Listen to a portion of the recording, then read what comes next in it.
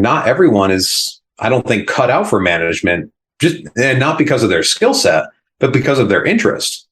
If you don't want to invest in people and give up doing technical stuff yourself, and you're not interested in like other people getting the wins and not yourself, like you may not be a good manager / leader.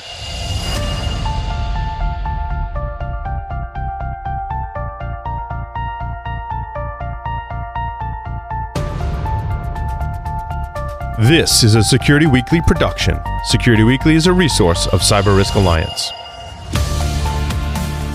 The Cybersecurity Collaborative and Wiz is proud to present CISO Stories. Each week, CISO Stories takes a deep dive on security leadership with one of the contributors to my latest book, the best-selling CISO Compass: Navigating Cybersecurity Leadership Challenges with Insights from Pioneers, as well as from other top CISOs and security thought leaders. The Cybersecurity Collaborative is a unique membership community enabling cybersecurity leaders to work together in a trusted environment. To learn more, visit securityweekly.com/CSC or visit cyberleadersunite.com.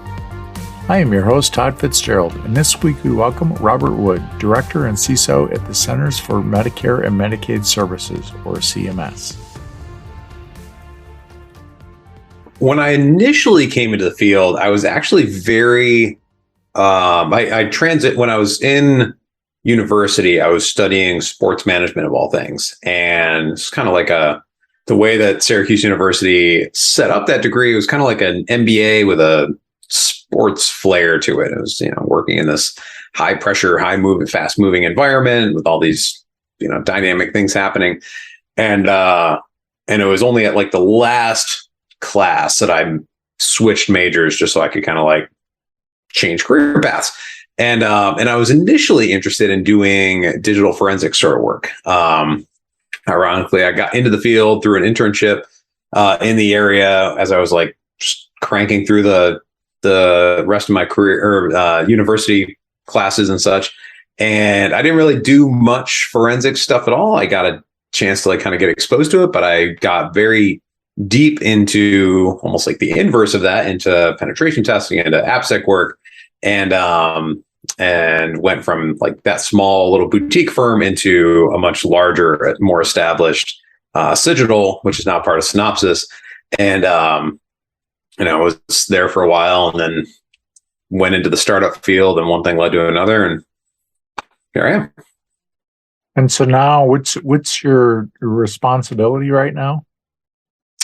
So I am the Chief Information Security Officer at the Centers for Medicare and Medicaid Services. So all of the cybersecurity policy and privacy stuff that happens over across the agency that is CMS, it all like rolls up under me. And so that covers, of course, Medicare and Medicaid and other healthcare related programs like child health insurance program, and there's hospital clinical standards engagement and healthcare.gov, things like that. Great. Protecting a lot of healthcare information, which obviously is very important. So today we're going to talk about soft skills. And the importance of soft skills as a CISO. And I think this is, becoming a big topic today of, as CISOs, as they really want to be successful. So start us off. What are these important soft skills that we should be focusing on? Yeah. So to me, it comes down to a lot of the stuff that people will quickly discount. Things like everything from communication skills to the way you collaborate, the way you empathize with other teams, the way that you can engage in critical thinking and planning and budgeting, and there's all of that non-technical stuff. In the security field, we hold up on such a pedestal all of the technical skills, reverse engineering and exploit development and software engineering and all of that stuff. And it's important to our field naturally. because it is a naturally technical field. But I find it ironic that we have such a mantra, or at least in recent years, such a mantra of enabling the business. I've heard so many people use that term, yet so many people simultaneously downplay the importance of soft skills in our field and how we just engage with other teams, other disciplines. And to me, it's really like those are a few examples, but it's all of that non-technical stuff that supports you and guides you and that you use as you do your work with other non-technical constituents in an organization. So how does somebody get those skills? Yeah. So I think some people I think are naturally a little bit more inclined, and maybe, natural is perhaps a little bit of a misnomer, because I think there's, at least I believe this from, like, if I contrast myself to my lovely and amazing wife, I would say that she's more of a natural when it comes to soft skills. She's a much better communicator than I am. She is far more empathetic. She's just charming. She can walk into a room and talk to anybody and click with anybody and all of that. And I have to really work at that kind of stuff. But I don't think that she was necessarily born with that. I think that's, if you engage with anybody in her family, her nuclear family, that's exactly how they all are. They're all just, these gregarious, amazing, fun-loving people. And my family is not. We are very much not that way. And so I think our upbringing and the kind of people that we've been involved with sort of informs how we develop those skills. And then it's how we take that stuff into the professional settings. It's a real shame, I feel, that so many technical people will, poo-poo and look down upon sales, look down on HR folks, look down on lawyers, for example. And I'll tell you what, like, I've got a lot of friends who are in sales, and when I was at Citadel, I spent a lot of time with our sales team, just trying to we'd hang out and all of that. And like, they're savvy, they're smooth, they're not like conniving, they're not manipulative, but like they know how to talk to people. And I feel like between my background and going through the sports management degree, and then spending a lot of time with people who really like pushed me on a personal level, and just, I read a lot of stuff, not just like technical stuff, but things around like strategic thinking and critical thinking and stuff that like I try to like stretch myself in what I study, what I immerse myself in, who I immerse myself in stuff with. And I feel like that's really where you get exposure to these things. And I mean, you have to work at it. Like, sometimes, for example, if you're just really bad at, I don't know, supporting your employees and you're in management, putting in place little systems for yourself, like, like one-on-one meeting notes templates, that kind of thing, where you're going to have like a prompt to ask your employees how things are going with their career development. Like, ask them certain questions and, like, kind of get yourself trained in this way. It's almost, it's a little bit, it comes across as like fake it till you make it, but in so many ways it helps you build the muscle. Mm-hmm. If you want to be a bodybuilder, you're not faking it till you make it by lifting lighter weights until you get to heavier ones. It's progressive overload. It's, you're starting small and then you're getting better. And I feel like it's the same thing, but it requires a level of intentionality.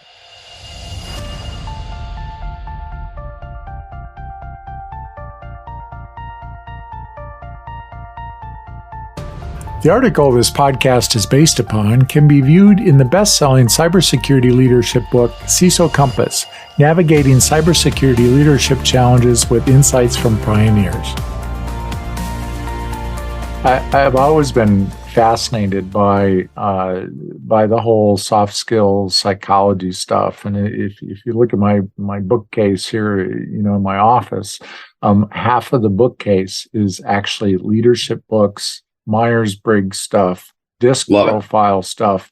It's all psychology stuff, and the other half are security books. Yeah. And this interest in me started, I was fortunate enough, and this is actually about a quarter of a century ago. I went through this very intensive program at the Center for Creative Leadership, where we had to take like 25 different tests, and then they watched us through one-way mirrors. And I'm sure you've been through many of these management programs, and I remember at one point they had people line up on the Myers-Briggs on each of the letters of where they stood. And your point about the sales guys is you could clearly see that the sales guys were, not to stereotype people, but they were fitting into that mold. They were very extroverted, and they were, they didn't have the organizational skills that other right. people might necessarily have, but they were really good at communicating and doing that kind of stuff. And it's like, so that's probably why they're in sales, and they get attracted to that. But what's like the irony of that, of course, is like how many security teams are doing the work, like the day in, day out, hands on keyboard work in an organization, like in an enterprise, that actually reduces risk posture every day, like patching systems, writing new code to fix vulnerabilities, stuff like that. Like that's not a super common thing. Typically, we're like oversight, or we're the finders of things, and then we have to work through other teams and convince them to prioritize their security stuff over some other feature development, other tech debt, other things that they have in their backlog. And so, like, there's a lot of elements of salesmanship, of communication, of negotiation, of communicating value proposition, and like empathizing when somebody says like, no, we really have a big deadline to get through, not, dying on every single hill that you come across, to say like, no, this is absolutely critical that we do this, because, you end up devolving into the boy or girl who cried wolf. And, if you do that too many times. Have you ever come across the Principles U assessment by chance, by Adam Grant and Ray Dalio? I haven't. So check it out. I'm going to make a plug for it, I guess, in here. But it's so Adam Grant, who's a Wharton Wharton professor in organizational psychology. He does like the Work Life podcast and stuff with Ted. Great guy. His recent book, Think Again, was like amazing. And then Ray Dalio, who of course is like Bridgewater. They're a little almost like cultish in their personality assessment measurement. So the two of them worked together after he left Bridgewater, and they made a Myers-Briggs DISC-like assessment that I have found it. Everyone who I've suggested take it, and I've taken it myself. It is one of the most like insightful, of those like personality self-thinking assessments I've ever done, and I've heard that consistently from everyone I've suggested it to. And what's the name of that again? Principles U. Principles U, and it's free to take. You just do it for yourself, and you can share the results and study them. And it's like, that's good. So I think, So I think all those assessments and self-awareness is really good, and I think it's good to have some self-awareness of yourself and others, and I kind of look at it that we're all sort of students in this. Even as much as I've read, I know I fall down on actually living how I should, but it helps bring me back. To all those things, and the Enneagram is another one of those. So if we're looking at like technical people that are coming into this industry and they're drawn to the technical stuff, and now we say, oh well, now you're moving up in the organization and you want to be a CISO and you need to have these other skills, and it's like, well, wait a minute, that's not what drew me to the initial thing. Do you think that there are people that should just stay on the technical path versus go into the leadership path, or how do you make that decision? I mean, if they want to, I think it's a misnomer for when I hear people talk as though the only way to get more senior is to go into management. Sometimes management sucks. Like figuring out what programs you need to cut because your budget got slashed by 20%. That sucks. Firing people or disciplining people, it sucks. Like, that's not fun. I remember the first person I had to let go. It was like there's a really toxic dynamic playing out, and it's just like too many lines were crossed, and I made the decision to let somebody go, and like it was like it's like I was ending a spousal relationship. I felt horrible about myself. I was like rehearsing. My heart was like racing. I was just like a nervous wreck. And it stinks. Like, interviewing people and like letting people down. Like, there can be enormous upside too. There's a lot of like amazing things about being in these kind of roles, but there is about technical stuff too. And I feel like, now more than ever, you have organizations hiring like staff engineers and having on their team like technical advisor, like non-supervisory technical advisors and architects, and these very like prominent senior, more technical roles that don't require somebody to be in management. So I really think like it depends on what the person is actually interested in. I would almost recommend, if you can, try to find an opportunity to give something a try and see if it's for you. Because you might like dabble in management, whether it's, maybe you can line up like a shadowing kind of relationship, or try something in a temp capacity for a little while, and then, have an easy out. So if it's not for you, it's, you have a built-in out, and you don't have to like, martyr yourself to get out of there, or fall on some sword or whatever. Or be stubborn and like do it forever because you don't want to walk away. And but give things a try to see if it's legit for you. But I know a lot of people who, and I've heard this a lot in my career. People asking me like, I want to move up, I want to get more senior, and so I feel that I have to do management, and I've tried to steer everyone that I can away from that mindset, because I think it's somewhat toxic. And I mean, there are only so many management spots, and for one, and then for two, like not everyone is, I don't think, cut out for management, and not because of their skill set, but because of their interest. If you don't want to invest in people and give up doing technical stuff yourself, and you're not interested in like other people getting the wins and not yourself, like you may not be a good manager / leader. You might be better served to like stay in an individual contributor role, and that's okay. Like, that's great.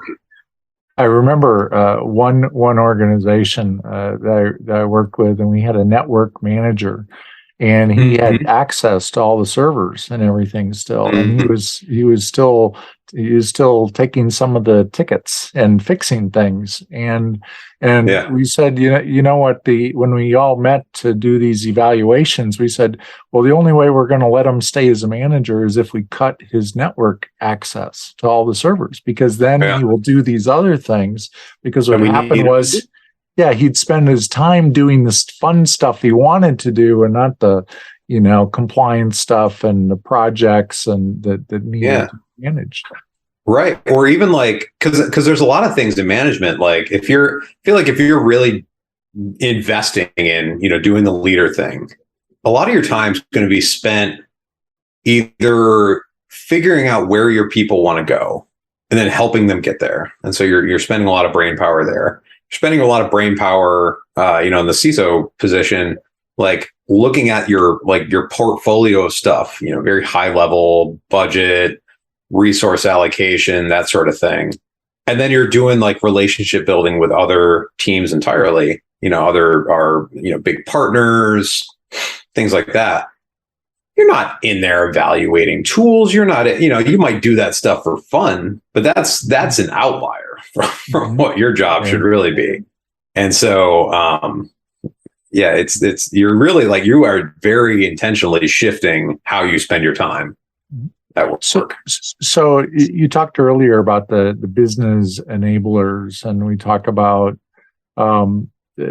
having to talk with the board. And the thing that always comes up is don't let your technical guy in there talking technical stuff with the board, and the boards get frustrated when they hear this technical stuff.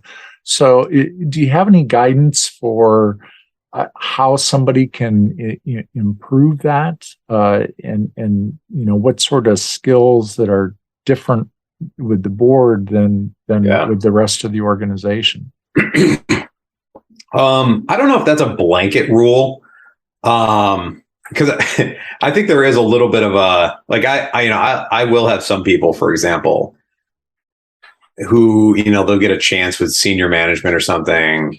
Of course, I'm in a government agency, so our senior management is like the senior executives or the political appointees, and there are people who will like intentionally choose to talk about specific strains of ransomware or something like that, and it's like, ooh, I don't know if they're really if that's gonna resonate. And but circling back to the original question, because it's a little bit of a, falls on a spectrum, right? Like you can go way nerd or like just kind of nerd.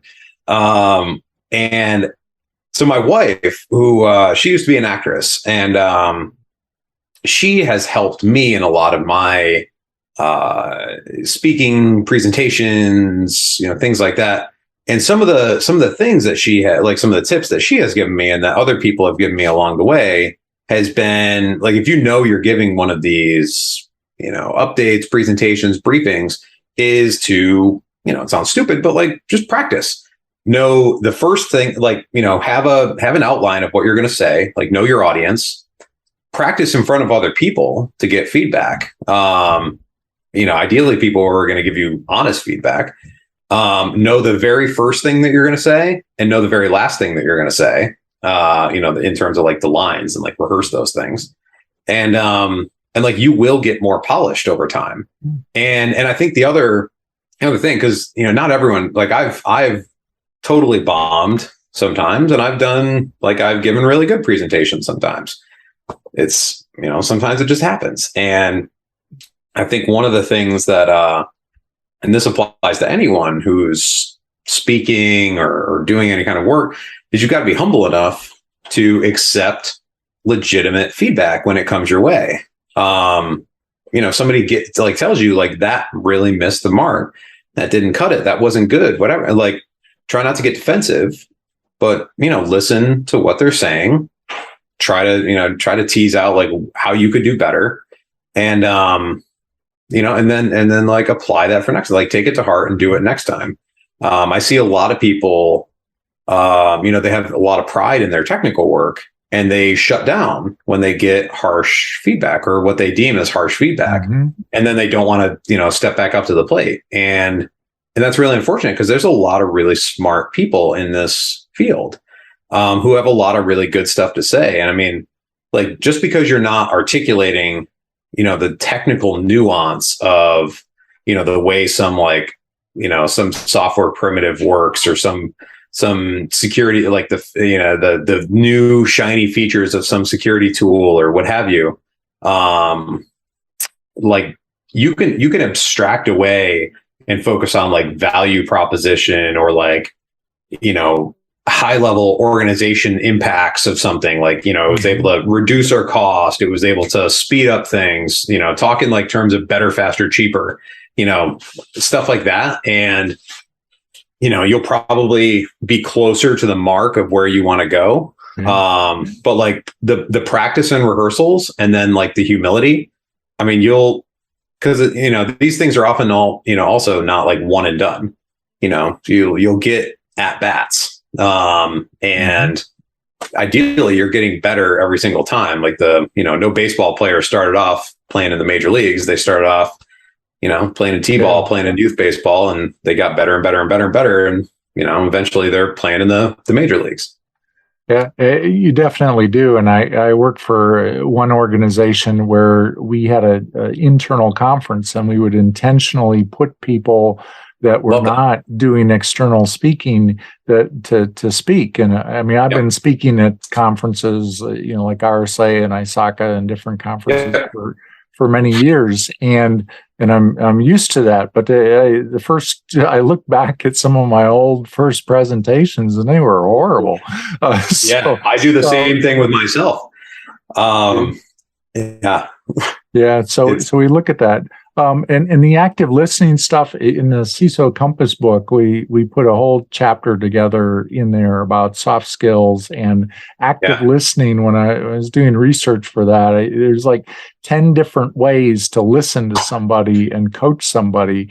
So there's a lot of research. Oh, you got it right there in your hand. So there's a lot of resources out there that people can turn to improve themselves. So I tell you, Robert, it's been a pleasure talking with you today. This is a topic I just love because I don't think we spend enough time on it, exactly as you have thought. And but are there any last things you'd like to leave our listeners with, whether it's current CISOs, experienced CISOs, emerging CISOs, as they go across this journey? Yeah, I mean, I ramble about this stuff on LinkedIn. If anyone feels compelled to follow me, I'm at Holy Cyber Batman. I have that black loom over me as a full Batman suit. But I think the advice that I would give is to stretch yourself and really study things that are outside the technical lane. Even if you stay in a technical role, studying things that are outside your immediate purview and then finding ways to connect the dots is going to be a really powerful asset for you. Whether it's you're getting better at communicating, you're getting better at writing, you're getting better at speaking, you're getting better at planning or thinking or time management or collaborating or whatever it is, those things will serve you in your technical role, or if you decide to go management or leadership, they will serve you there as well. So I think, it'll just intentionally break out of your lane. I don't think there's anything I could add to that. I think that's a brilliant statement. So thanks a lot, Robert. You're very welcome, sir. Thanks for having me. Thank you.